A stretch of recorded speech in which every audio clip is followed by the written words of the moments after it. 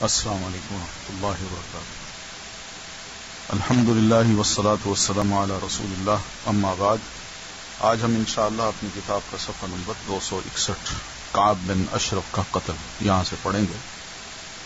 کعب بن اشرف ایک ایسا شخص تھا جو بڑا مالدار یہودی بھی تھا اور شاعر بھی تھا۔ اسے مسلمانوں سے سخت عداوت تھی، چنانچہ یہ رسول اللہ صلی اللہ علیہ وسلم اور صحابہ رضی اللہ تعالی عنہم کی حجب کرتا۔ حجب کا مطلب یہ ہے کہ شاعری میں دوسرے کی توہین یا بے عزتی کرنا اور اس کا مذاق اڑانا، اور مسلمان عورتوں کے متعلق غزلیہ اشعار کہتا تھا، نظمیں لکھتا تھا، اشعار کہتا تھا مسلمان خواتین کے بارے میں، جبکہ ان کے دشمنوں کی مدح کرتا اور انہیں جنگ کے لیے بھڑکاتا تھا، حتیٰ کہ یہ بدر کے بعد قریش کے پاس پہنچا اور انہیں مسلمانوں سے جنگ کرنے پر اکسایا اور اس کے بارے میں بہت سے اشعار کہے، ان کو خوب بھڑکایا۔ یہ بھی کہا کہ تم لوگ مسلمانوں سے زیادہ ہدایت کی راہ پر ہو۔ یہ قرآن مجید میں بھی اللہ تعالیٰ نے اس کا ذکر کیا ہے۔ اس نے بنو قینوقاع پر جو کچھ گزر چکی تھی اس سے بھی عبرت حاصل نہ کی۔ بالآخر نبی علیہ الصلوۃ والتسلیم نے فرمایا، من لکعب بن اشرف، کون ہے جو کعب بن اشرف سے ملتے؟ ایک تو یہودی تھا، دوسرا شاعر تھا، اور تیسری دشمنی تھی، بہت سخت قسم کی دشمنی کہ ادھر ادھر بہت سے لوگوں کو اس نے تیار کیا نبی علیہ الصلوۃ والتسلیم کو قتل کرنے کے اور مسلمانوں کے خلاف۔ جواب میں محمد بن مسلمہ، عباد بن بشر، ابو نائلہ، حارث بن اوس اور ابو عبس بن جبر نے اپنی خدمات پیش کی۔ محمد بن مسلمہ ان سب کے امیر قرار پائے اور انہوں نے نبی صلی اللہ علیہ وسلم سے کچھ کہنے کی اجازت لی کہ اللہ کے رسول جا تو رہے ہیں، ہمیں کچھ اجازت دیجیے، کچھ اگر منہ سے کچھ لفظ کہنے پڑیں تو کیا یہ درست ہوگا؟ آپ نے فرمایا ٹھیک۔ اس کے بعد وہ کعب کے پاس آئے اور کہا، اس شخص نے، یعنی ان کا اشارہ اس شخص سے مراد نبی علیہ الصلوۃ والتسلیم کی طرف تھا، ہم سے صدقہ مانگا ہے اور حقیقت یہ کہ اس نے ہمیں مشقت میں ڈال دیا ہے۔ کعب کی باچھیں کھل گئیں، بولا، واللہ ابھی تم لوگ اور بھی اکتاؤ گے۔ پھر محمد بن مسلمہ نے بطور قرض گیہوں یا کھجور مانگی اور طے کیا کہ رہن میں ہتھیار دیں گے، کہ ہمیں کچھ گیہوں چاہیے، کھجور چاہیے، اور ہم تمہیں رہن کے لیے اپنے ہتھیار ضمانت کے طور پر دے دیں گے۔ اس کے بعد ابو نائلہ آئے، انہوں نے بھی محمد بن مسلمہ سے ملتی جلتی بات کی اور یہ بھی کہ میرے کچھ رفقا ہیں جن کے خیالات بھی میرے ہی جیسے ہیں، میں انہیں بھی آپ کے پاس لانا چاہتا ہوں، آپ ان کے ہاتھ بھی کچھ بیچیں اور ان پر احسان کریں۔ کعب نے ان کی یہ بات منظور کر لی۔ اس کے بعد 14 ربیع الاول 3 ہجری کی چاندنی رات میں یہ لوگ ہتھیار لے کر کعب بن اشرف کے پاس آئے اور اسے پکارا کہ نیچے اترے۔ وہ قلعے کے اندر تھا اور ابھی نئی نئی شادی ہوئی تھی۔ اس کی بیوی نے کہا، اس وقت کہاں جا رہے ہو؟ میں ایسی آواز سن رہی ہوں جس سے گویا خون ٹپک رہا ہے۔ لیکن اس نے اس کی پرواہ نہ کی اور نیچے اتر کر ہتھیار دیکھ کر بھی نہیں چونکا، کیونکہ ان لوگوں سے پہلے ہی یہ بات طے ہو چکی تھی۔ اس کے بعد یہ لوگ ٹہلنے کے لیے چل پڑے۔ راستے میں ابو نائلہ نے اس کی عطر کی تعریف کی اور اس کا سر سونگھنے کی اجازت چاہی۔ اس نے کبر و نخوت کے ساتھ اجازت دی۔ ابو نائلہ نے خود سونگھا اور سر کے اندر ہاتھ ڈال کر ساتھیوں کو بھی سونگھایا، پھر دوبارہ اجازت لی اور یہی کیا، پھر سے دوبارہ اجازت لی اور اب کی بار اچھی طرح سر قابو میں کر لیا تو کہا، لے لو اللہ کے اس دشمن کو۔ مان اس پر کئی تلواریں پڑی لیکن کام نہ کر سکی۔ یہ دیکھ کر جھٹ محمد بن مسلمہ نے اپنی کدال اس کے پیڑوں زیر ناف پر لگائی اور چڑھ بیٹھے۔ کدال آر پار ہو گئی۔ اللہ کا یہ دشمن اس زور سے چیخا کہ گرد و پیش ہلچل مچ گئی، پھر وہیں ڈھیر ہو گیا۔ چیخ سن کر قلعوں پر آگ روشن کی گئی، لیکن مسلمان صحیح سالم واپس آ گئے اور فتنے کی وہ آگ بجھی جس نے عرصے سے مسلمانوں کو پریشان کر رکھا تھا، اور ایک مدت کے لیے یہودی سانپ بھی اپنے بلوں میں دبک گئے۔ تو یہ ایک ایسا عمل ہے جو نبی علیہ الصلوۃ والتسلیم نے صرف اس وجہ سے کروایا کہ ایک تو قرآن مجید میں اللہ تعالیٰ نے اس شخص کی مذمت کی ہے اور اس کی جو شرارتیں ہیں، اسلام دشمنی کی حرکتیں ہیں، وہ اللہ تعالیٰ نے بڑے غصے سے بیان کی ہیں۔ یعنی اس حد تک آگے گیا ہے کہ مشرکین کو کہتا ہے کہ تم اہدی من الذین آمنوا سبیلا، کہ تم لوگ جو اہل ایمان ہیں اس اعتبار سے تم زیادہ خوش قسمت ہو کہ تم ہدایت یافتہ ہو اور مسلمان گمراہ قوم ہیں۔ پھر اس کے ساتھ ساتھ ان کو ابھارتا ہے، اسلحہ یہی دیتا ہے مشرکین کو، اور سرمایہ بھی دیتا ہے، اور مختلف قبائل جو ہیں ان کو بھی یہ ابھارتا ہے نبی علیہ السلام کے خلاف۔ کئی افراد اس نے بھیجے جو جا کے نبی علیہ الصلوۃ والتسلیم کو کسی طرح قتل کر سکیں۔ تو یہ شخص جو ہے اس قابل تھا کہ اس کو ختم کیا جائے، ورنہ اس کے ذریعے سے یہ ہو سکتا تھا کہ نبی علیہ الصلوۃ والتسلیم کو ضرور کوئی نقصان پہنچتا۔ تو جمادی الاولیٰ 3 ہجری میں قریش نے اپنا ایک قافلہ عراق کے کاروانی راستے سے ملک شام بھیجا۔ یہ راستہ نجد سے ہو کر شام جاتا تھا، یعنی عراق کے راستے سے جب شام جاتا تھا تو عراق میں بھی ایک نجد ہے، اور مدینہ کے قریب سے نہیں گزرتا تھا۔ اس قافلے کی قیادت صفوان بن امیہ کر رہا تھا۔ رسول اللہ صلی اللہ علیہ وسلم کو اس کا علم ہو گیا، آپ نے حضرت زید بن حارثہ کی کمان میں 200 سواروں کا ایک دستہ بھیج دیا۔ وہ قافلہ نجد میں قردہ نامی ایک چشمے پر پڑاؤ ڈال رہا تھا کہ حضرت زید رضی اللہ تعالی عنہ نے اس پر یلغار کر دی۔ نتیجہ یہ ہوا کہ پورا قافلہ ان کے قبضے میں آ گیا، البتہ اس میں جتنے آدمی تھے سب نکل بھاگے۔ صرف قافلے کا رہنما فرات ابن حیان گرفتار ہو سکا اور اس نے اسلام قبول کر لیا۔ مال غنیمت کی مقدار 1,00,000 درہم تھی، اور یہ قریش کے لیے غزوہ بدر کے بعد سب سے زیادہ تکلیف دہ مار تھی۔ تو ان حالات میں صرف قریش کو دبایا گیا کہ کسی طرح وہ مسلمانوں کے خلاف کوئی ری ایکٹ نہ کریں اور مسلمانوں سے دوبارہ لڑائی مت لڑیں، لیکن بہرحال وہ تیار تھے۔ قریش ابھی غزوہ بدر کے انتقام کی تیاری کر ہی رہے تھے کہ مقام قردہ میں ان پر ایک اور مار پڑ گئی۔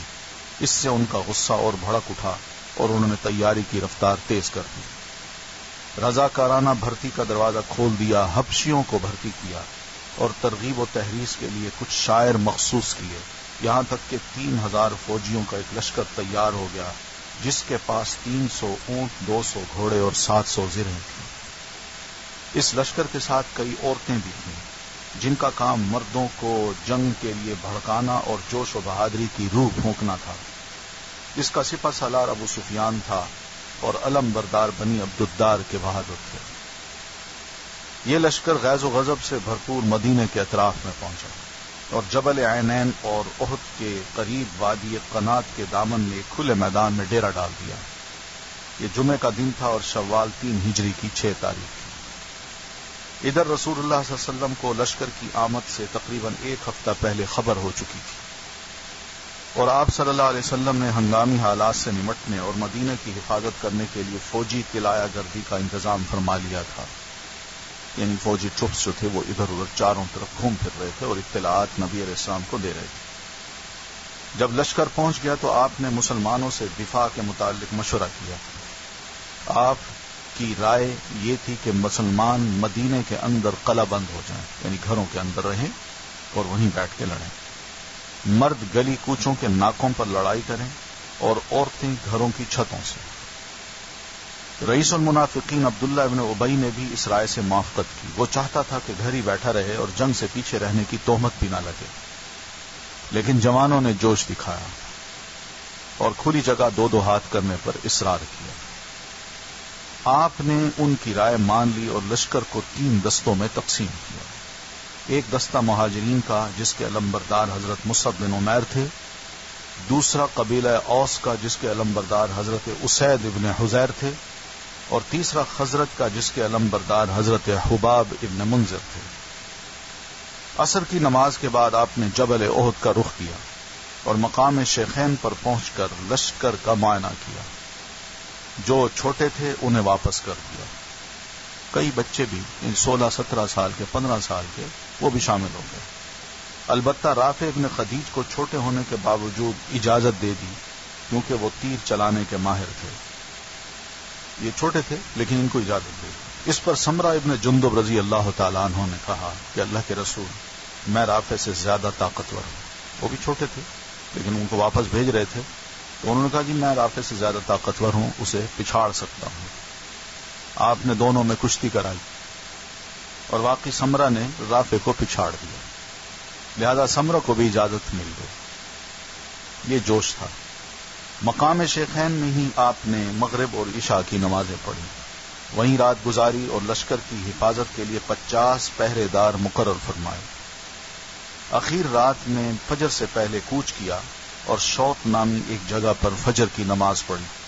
یہیں عبداللہ ابن ابی نے بغاوت کی اور اپنے 300 ساتھیوں کو لے کر واپس چلا گیا۔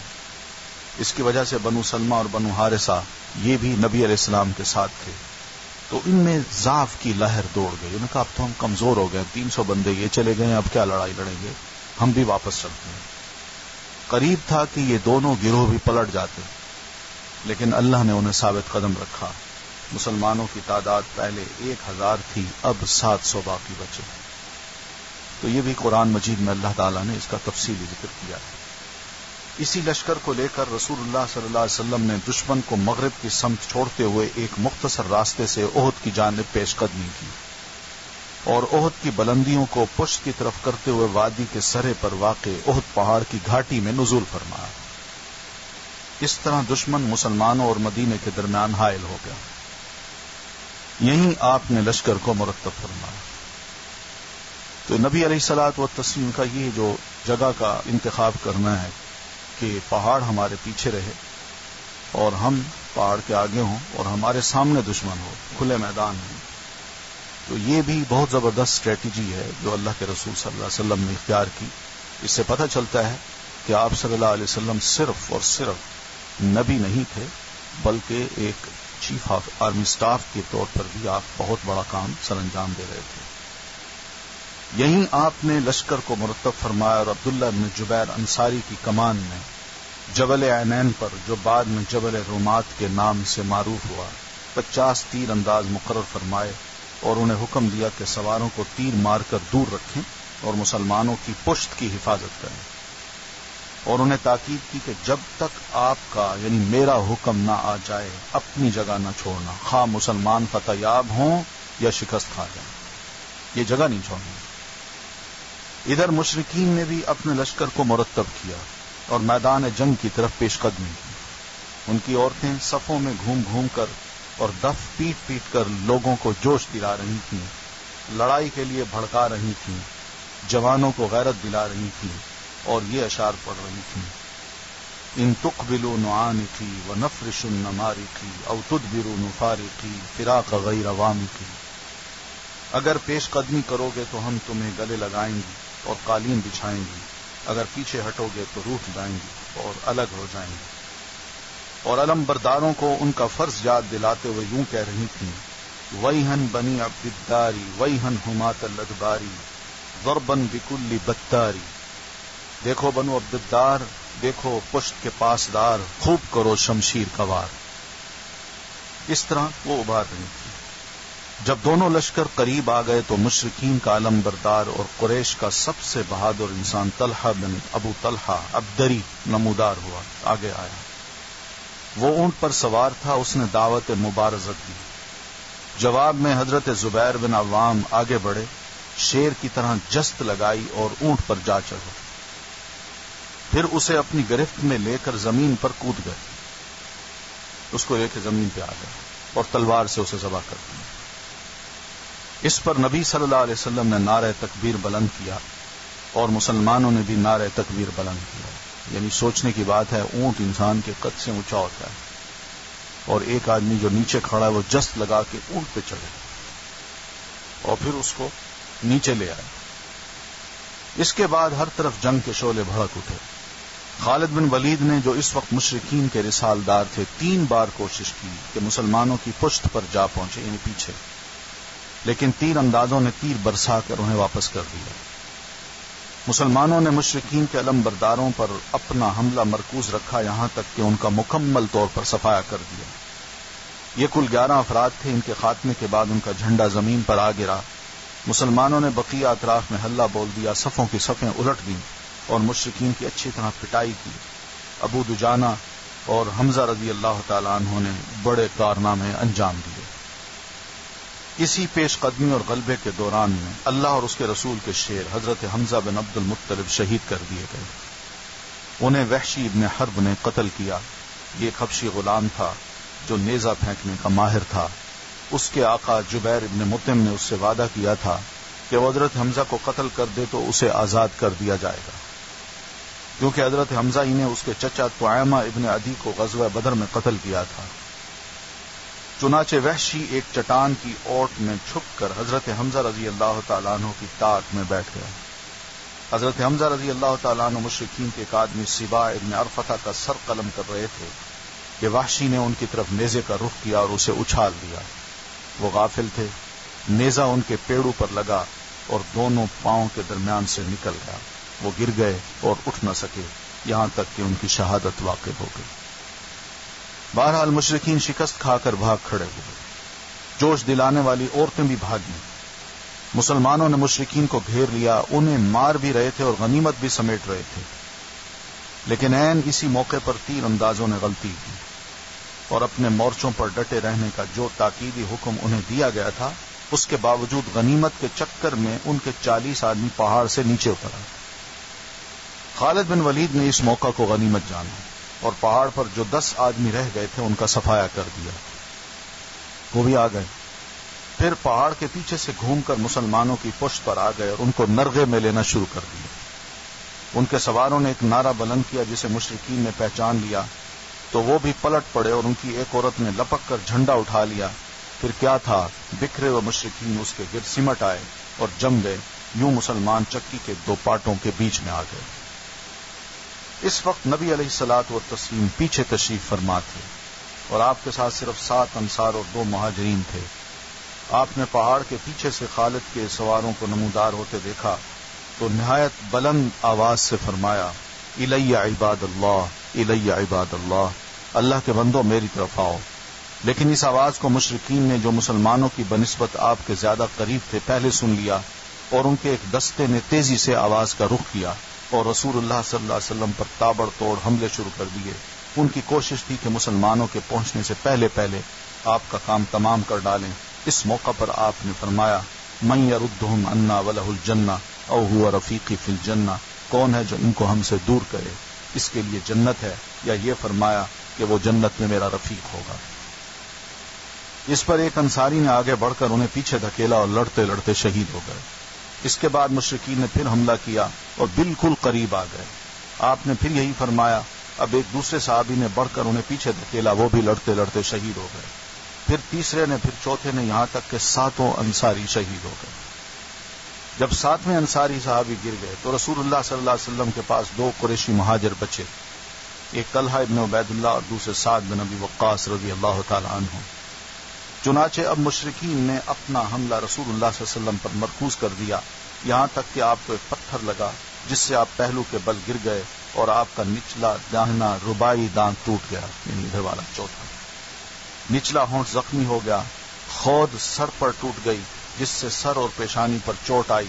آنکھ سے نیچے کی ابھری ہوئی ہڈی پر تلوار کی ضرب لگی جس سے خود کی 2 کڑیاں اندر دھس گئیں.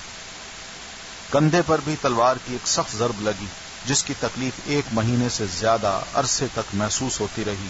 البتہ آپ نے ڈبل زرہ پہن رکھی تھی اس لیے وہ کٹ نہ سکی. یہ سب کچھ اس کے باوجود پیش آ گیا کہ دونوں قریشی جان پر کھیل کر آپ صلی اللہ علیہ وسلم کا دفاع کر رہے تھے. چنانچہ حضرت سعد بن ابی وقاص رضی اللہ تعالیٰ عنہ نے اس قدر تیر چلائے کہ رسول اللہ صلی اللہ علیہ وسلم نے اپنے ترکش کے تیر ان کے لیے بکھیرتے ہوئے فرمایا، ارمی فدا کا ابی و امی، چلاؤ مارو یہ تیر، تم پر میرے ماں باپ فدا ہوں. اور طلحہ بن عبید اللہ رضی اللہ تعالیٰ عنہ نے تنہا پچھلے سب لوگوں کے برابر لڑائی لڑی، یہاں تک کہ انہیں 35 یا 39 زخم آئے. اپنے ہاتھ پر تیر اور تلوار روک کر نبی صلی اللہ علیہ وسلم کو بچایا جس سے ان کی انگلیاں زخمی ہو کر شل ہو گئیں. جب ان کی انگلیاں زخمی ہوئیں تو ان کے منہ سے ہس سی کی آواز نکلی تو نبی صلی اللہ علیہ وسلم نے فرمایا، لو قلت بسم اللہ لرفعتک الملائکۃ والناس ینظرون، اگر تم بسم اللہ کہتے تو تمہیں فرشتے اٹھا لیتے اور لوگ دیکھتے رہتے. اس مشکل ترین گھڑی میں حضرت جبریل علیہ السلام اور حضرت میکائیل علیہ السلام اترے اور آپ کی طرف سے سخت لڑائی کی. کچھ مسلمان بھی پلٹ کر آپ کے پاس آ گئے، انہوں نے بھی جم کر دفاع کیا. سب سے پہلے پلٹ کر آنے والے ابو بکر صدیق رضی اللہ تعالی عنہ تھے، اور ان کے ساتھ ابو عبیدہ بن جراح بھی تھے۔ ابو بکر نے چاہا کہ آگے بڑھ کر رسول اللہ صلی اللہ علیہ وسلم کے چہرے سے خود کی کڑی نکال دیں، لیکن ابو عبیدہ نے اصرار کر کے خود کی کڑی نکالی، جس سے ان کا اگلا ایک دانت گر گیا۔ اس کے بعد انہوں نے دوسری کڑی نکالی تو دوسرا دانت بھی گر گیا۔ اس کے بعد آگے بڑھ کر دونوں نے طلحہ بن عبید اللہ کو سنبھالا، وہ زخمی تھے۔ اس دوران نبی صلی اللہ علیہ وسلم کے پاس ابو دجانہ، موسیٰ بن عمیر، عمر بن خطاب، علی بن ابی طالب وغیرہ بھی آ پہنچے۔ ادھر مشرکین کی تعداد بھی بڑھتی گئی اور ان کے حملے بھی سخت تر ہوتے گئے، مگر مسلمانوں نے بھی نادر روزگار بہادری کے ساتھ مقابلہ کیا۔ کوئی تیر چلا رہا تھا تو کوئی دفاع کر رہا تھا، کوئی لڑ پھڑ رہا تھا تو کوئی اپنے جسموں پر تیر کو روک رہا تھا۔ جھنڈا حضرت مصعب بن عمیر کے ہاتھ میں تھا۔ مشرکین نے ان کے داہنے ہاتھ پر اس زور سے تلوار ماری کہ ہاتھ کٹ گیا۔ انہوں نے جھنڈا بائیں ہاتھ میں پکڑ لیا، مشرکین نے اسے بھی کاٹ دیا۔ اس کے بعد انہوں نے جھنڈے پر گھٹنے ٹیک کر اسے سینے اور گردن کے سہارے لہرائے رکھا، اور اسی حالت میں وہ شہید کر دیے گئے۔ ان کا قاتل عبداللہ ابن قمیعہ تھا۔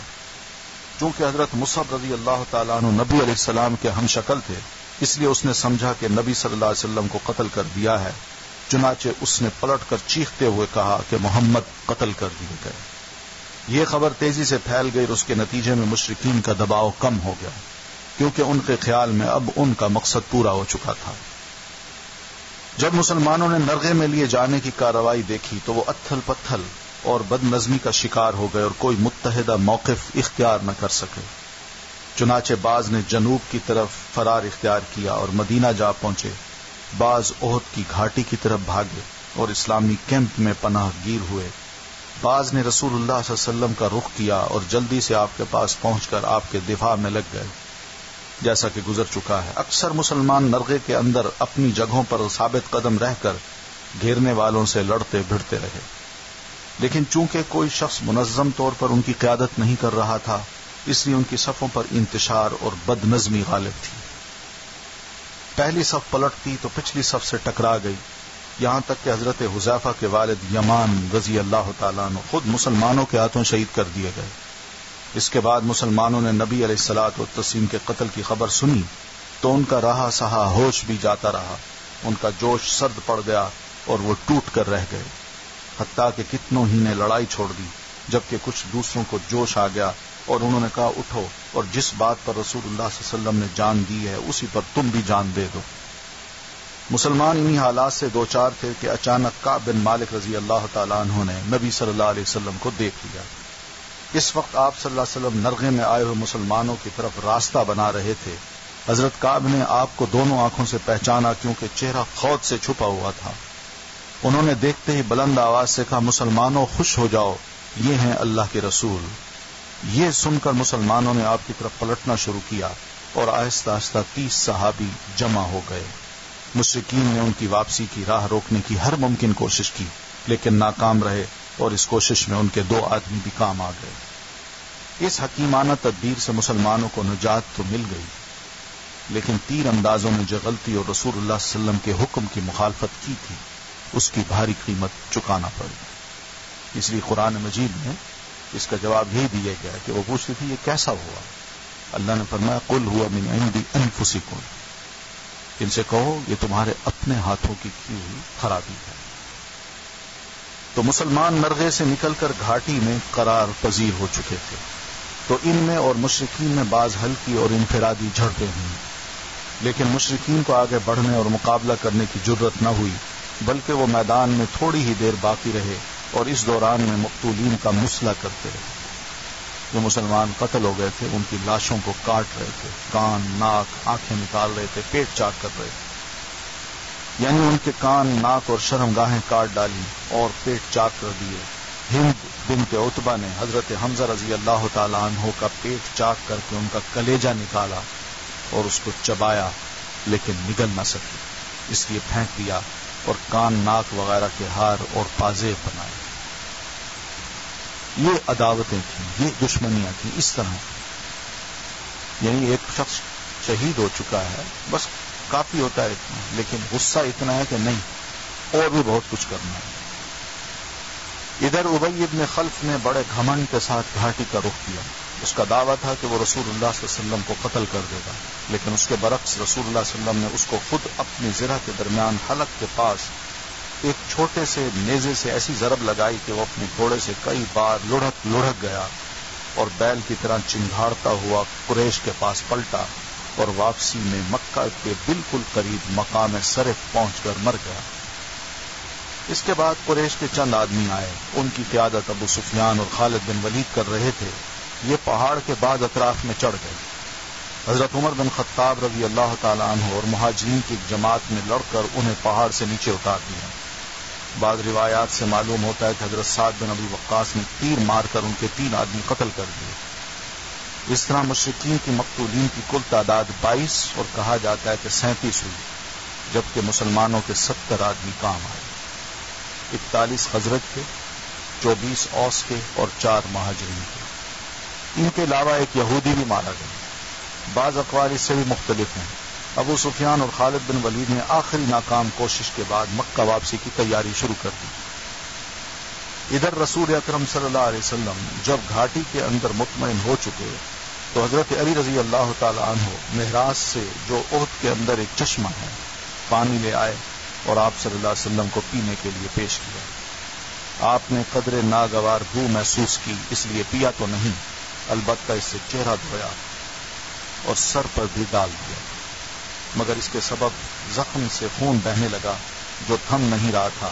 لہذا حضرت فاطمہ نے چٹائی کا ایک ٹکڑا جلا کر اس پر راکھ چپکا دی اور خون تھم گیا. پھر محمد ابن مسلمہ رضی اللہ تعالیٰ عنہ خوش ذائقہ پانی لے آئے، جسے آپ نے پیا اور انہیں دعائے خیر دی.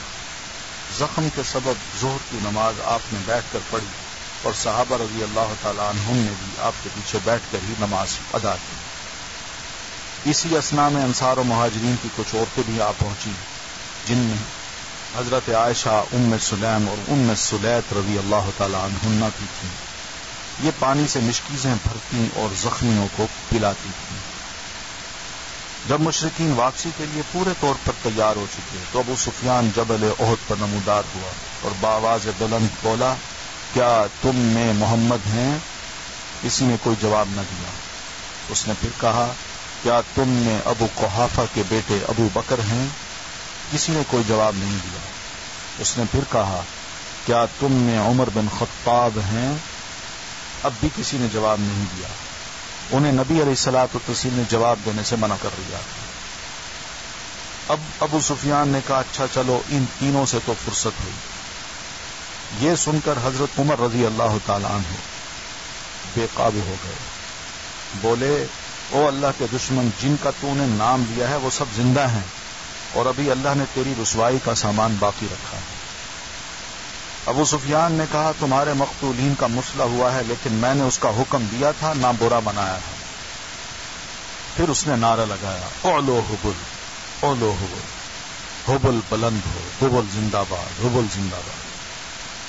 نبی صلی اللہ علیہ وسلم نے صحابہ کو جواب سکھایا تو انہوں نے کہا، اللہ اعلی و اجل، نہیں بلکہ اللہ سب سے بلند تر اور بالا تر ہے. ابو سفیان نے پھر نعرہ لگایا، لن العزا ولا عزا لکم، ہمارے لیے عزا ہے جس نے آج لڑائی میں ہمیں فتح نصیب کی، اور تمہارے لیے کوئی عزا ہی نہیں ہے. نبی صلی اللہ علیہ وسلم نے پھر جواب سکھایا اور صحابہ کرام نے کہا، اللہ مولانا ولا مولا لکم، اللہ ہمارا مولا ہے اور تمہارا کوئی مولا نہیں. اس کے بعد ابو سفیان نے کہا، کتنا اچھا کارنامہ رہا، آج کا دن جنگ بدر کے دن کا بدلہ ہے اور لڑائی ڈول ہے. ڈول کا مطلب یعنی کبھی ڈول لٹکاتے ہیں تو کبھی ہمارے نصیب میں پانی آ جاتا ہے اور کبھی تمہارے نصیب میں پانی آ جاتا ہے. تو یعنی پچھلی جنگ میں تم جیتے، اس جنگ میں ہم جیتے. حضرت عمر رضی اللہ تعالیٰ عنہ نے کہا، برابر نہیں، یہ مت کہو کہ یہ آج کا دن جنگ بدر کا بدلہ ہے، یہ برابر نہیں ہے. اس کی وجہ یہ ہے کہ ہمارے مقتول جنت میں ہیں اور تمہارے مقتولین جہنم میں ہیں. ابو سفیان نے کہا، تم لوگ یہی سمجھتے ہو، لیکن اگر ایسا ہوا تو ہم ناکام و نامراد رہے. پھر ابو سفیان نے حضرت عمر رضی اللہ تعالیٰ عنہ کو بلایا اور کہا، عمر، میں اللہ کا واسطہ دے کر پوچھتا ہوں، کیا ہم نے محمد کو قتل کر دیا ہے؟ حضرت عمر نے کہا، واللہ نہیں، وہ اس وقت تمہاری باتیں سن رہے ہیں۔ ابو سفیان نے کہا تم میرے نزدیک ابن قمع سے زیادہ سچے اور راست باز ہو، کیونکہ اس نے جھوٹ بولا تھا اور یہ کہا تھا کہ محمد صلی اللہ علیہ وسلم کو میں نے قتل کر دیا۔ اس کے بعد ابو سفیان نے پکار کر کہا آئندہ سال بدر میں پھر لڑنے کا وعدہ ہے۔ رسول اللہ صلی اللہ علیہ وسلم نے ایک صحابی سے فرمایا کہہ دو ٹھیک ہے، اب یہ بات ہمارے اور تمہارے درمیان طے رہی۔ ٹھیک۔ اس کے بعد ابو سفیان واپس آ گیا اور مشرکین کے لشکر نے کوچ کا ارادہ کر دیا۔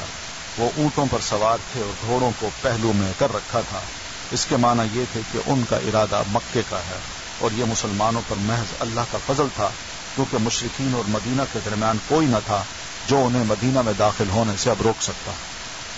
لیکن اللہ تعالیٰ نے جو انسان اور اس کے دل کے درمیان حائل ہوتا ہے انہیں پھیر دیا۔ اس کے بعد مسلمان زخمی اور شہیدوں کی کھوج خبر لینے کے لیے میدان میں اتر آئے۔ بعض لوگوں نے بعض شہیدوں کو مدینہ منتقل کر دیا۔ آپ نے حکم دیا کہ انہیں ان کی شہادت گاہوں میں واپس لایا جائے اور سارے شہداء کو غسل اور نماز کے بغیر ان کے کپڑوں ہی میں دفن کر دیا جائے، کیونکہ شہید بہرحال شہید ہوتا ہے۔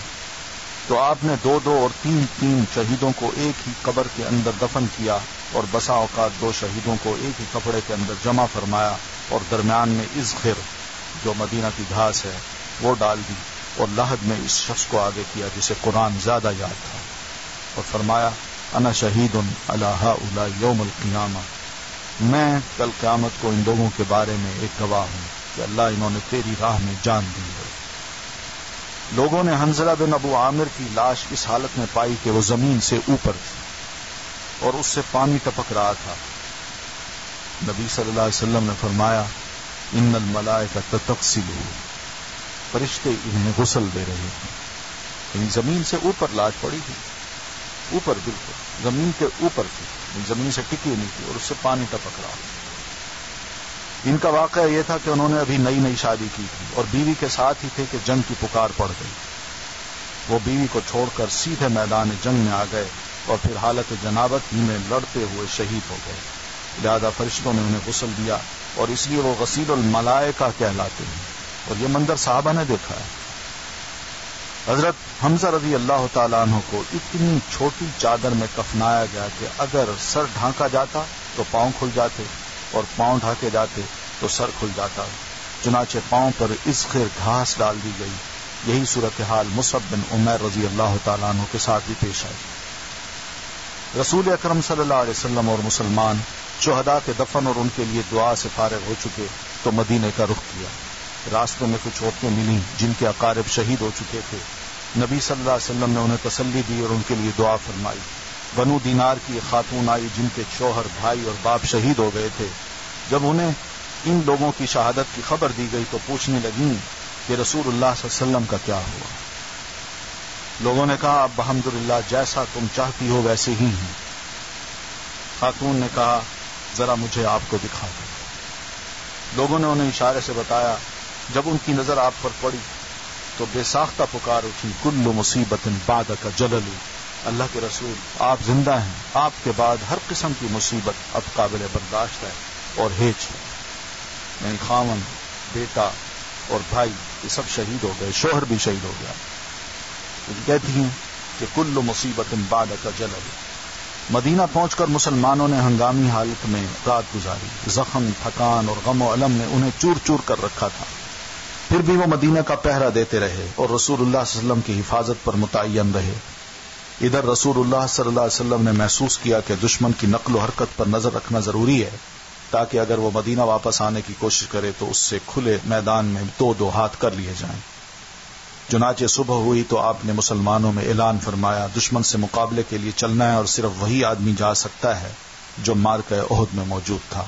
لوگوں نے کہا سمعا وطاعتا، ہم نے آپ کی بات سنی اور مانی اور تیار ہیں۔ چنانچہ لوگ مدینے سے چل پڑے اور 8 میل دور حمراء الاسد پہنچ کر پڑاؤ ڈال دیا۔ ادھر مشرکین نے مدینے سے 36 میل دور مقام روحا پہنچ کر پڑاؤ ڈالا اور وہاں مدینہ پلٹنے کے لیے مشورہ شروع کر دیا۔ انہیں افسوس تھا کہ انہوں نے ایک بہترین موقع ہاتھ سے جانے دیا، یعنی مسلمان شکست کھا چکے تھے، مدینہ خالی تھا، ہم چلے جاتے مدینہ پر قبضہ ہو سکتا تھا اور جو باقی بچے کھچے مسلمان تھے ان کو بھی ہم قتل کر ڈالتے، لیکن ہم یہ چانس چھوڑ کے چلے آئے۔ اسی دوران معبد بن ابو معبد خزائی جو رسول اللہ صلی اللہ علیہ وسلم کے خیر خواہوں میں سے تھا حمراء الاسد میں آپ کے پاس آیا اور احد کے واقعے پر آپ سے تعزیت کی. آپ نے اسے فرمایا ابو سفیان سے ملو اور اس کی حوصلہ شکنی کرو. جاؤ. معبد روحا پہنچا. اس وقت مشرکین مدینہ واپسی کا فیصلہ کر چکے تھے کہ اب ہم واپس پلٹتے ہیں، مدینہ چلتے ہیں. معبد نے انہیں بری طرح ڈرایا اور کہا محمد صلی اللہ علیہ وسلم ایسی جمعیت لے کر نکلے ہیں کہ میں نے کبھی ویسی جمعیت نہیں دیکھی. سارے لوگ تمہارے خلاف غصے سے کباب ہوئے جا رہے ہیں اور تم پر اس قدر بھڑکے ہوئے ہیں کہ میں نے اس کی مثال نہیں دیکھی. نیز میرا خیال ہے کہ تم کوچ کرنے سے پہلے اس لشکر کا راول دستہ اس ٹیلے کے پیچھے سے نمودار ہوتا ہوا دیکھ لو گے. یہ سن کر مکی لشکر کے عزائم ڈھیلے پڑ گئے اور ان کے حوصلے ٹوٹ گئے. چنانچہ ابو سفیان نے صرف جوابی اعصابی جنگ پر اکتفا کیا اور ایک قافلے کو مکلف کیا کہ وہ مسلمانوں سے کہے ان الناس قد جمعوا لکم فاخشوہم، لوگ تمہارے خلاف جمع ہیں، ان سے ڈرو، تاکہ مسلمان اس کا تعاقب نہ کریں اور خود وہ جلدی سے مکہ کوچ کر جائیں. جہاں تک مسلمانوں کا تعلق ہے تو یہ دھمکی ان پر کچھ اثر انداز نہ ہوئی، بلکہ مسلمانوں نے جو ہی یہ بات سنی تو فزادہم ایمانا وقالوا حسبنا اللہ ونعم الوکیل، ان کا ایمان اس دھمکی کے سننے کے بعد اور بڑھ گیا اور انہوں نے کہا اللہ ہمارے لیے کافی ہے اور بہترین کارساز ہے. فانقلبوا بنعمت من اللہ وفضل لم یمسسہم سوء واتبعوا رضوان اللہ واللہ ذو فضل عظیم. چنانچہ یہ مسلمان اللہ کی نعمت اور فضل کے ساتھ پلٹے، انہیں کسی برائی نے نہ چھوا اور انہوں نے اللہ کی رضامندی کی پیروی کی اور اللہ بڑے فضل والا ہے. تو اس طرح یہ جنگ ختم ہوتی ہے. اس کے بہرحال بہت سے روشن پہلو بھی ہیں اور بہت سے اور پہلو بھی ہیں جو قرآن مجید نے اس پر تفصیلی روشنی ڈالی ہے اور آپ کے اطلاع میں ہے. انشاءاللہ موقع ملا تو پھر اس پہ گفتگو کریں گے. یہیں تک کافی ہے، باقی انشاءاللہ اگلے ہفتے بات کریں گے. سبحانک اللہم بحمدک نشہد ان لا الہ الا انت نستغفرک ونتوب الیک. السلام علیکم ورحمۃ اللہ وبرکاتہ.